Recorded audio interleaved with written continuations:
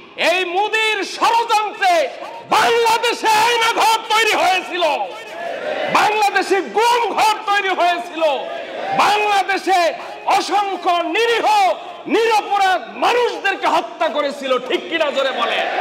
এবং গরমের সিজনে যখন কি বলে ওই খরার সিজন যেটা, সেই সিজনে আমাদের দেশের পানি যাতে না আসে সেই জন্য তারা আপনার এই বাঁধ বন্ধ করে রাখে।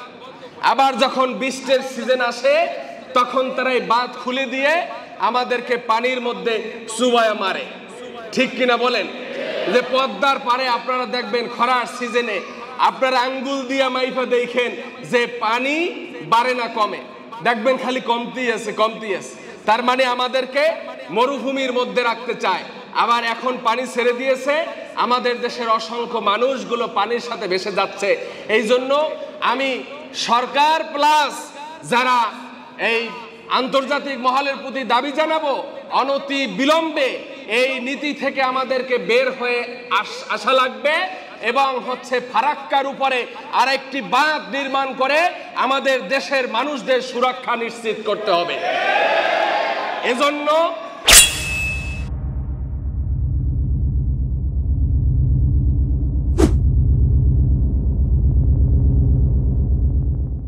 কিন্তু আমাদের মুসলমানদের একটা চূড়ান্ত লড়াই হবে। সেই লড়াইয়ে তিতুমিরের বাঁশ হাতে নিয়ে এই মুশরিকদের সাথে আমাদের লড়াই করতে হবে, আমাদের প্রস্তুত থাকতে হবে, ঠিক কিনা জোরে বলে। আমার বন্ধুগণ, এই যে মোদি, তিনি কিন্তু আপনার কাশ্মীরে মুসলমান হত্যার নরপশু, ঘাতক এবং কসাই, ঠিক না বা ঠিক জোরে বলেন। এবং আমরা মনে করি এই মোদির ষড়যন্ত্রে বাংলাদেশে আয়নাঘর তৈরি হয়েছিল, বাংলাদেশে গুম ঘর তৈরি হয়েছিল, বাংলাদেশে অসংখ্য নিরীহ নিরপরাধ মানুষদেরকে হত্যা করেছিল, ঠিক কিনা জোরে বলে। এবং এই দেশের আলেমরা নির্যাতনের শিকার হয়েছিল, ঠিক কিনা জোরে বলেন। আজকে আচ্ছা, আপনারা কি ভয় পাচ্ছেন? ভয় পাওয়ার কিছু নাই। এর কারণ কি জানেন? আল্লাহ পাক কোরআনের মধ্যে ঘোষণা দিচ্ছে, সেটা হচ্ছে যে যদি মুসলমান খাঁটি একজন থাকে তাহলে নিঃসন্দেহে 70 জন মুশরিক পরাজিত হয়ে যাবে। আমরা যদি আমাদের ঈমানের বলে বলিয়ান হই তাহলে আমাদের দেশের 26টা দেশের সমান ইন্ডিয়া বড় হতে পারে, কিন্তু আমাদের ঈমান যদি মজবুত থাকে তাহলে 26টা প্রদেশ সহ হিন্দুস্তান আমাদের ভয়ে থরথর করে কাঁপবে, ঠিক কিনা জোরে বলেন। সেই জন্য বলবো অনতি বিলম্বে এই আচরণ আমাদের সাথে বন্ধ করতে হবে। আপনারা গরমের সিজনে যখন কি বলে ওই খরার সিজন যেটা, সেই সিজনে আমাদের দেশের পানি যাতে না আসে সেই জন্য তারা আপনার এই বাঁধ বন্ধ করে রাখে। আবার যখন বৃষ্টির সিজন আসে তখন তারা এই বাঁধ খুলে দিয়ে আমাদেরকে পানির মধ্যে চুবায়া মারে, ঠিক কিনা বলেন।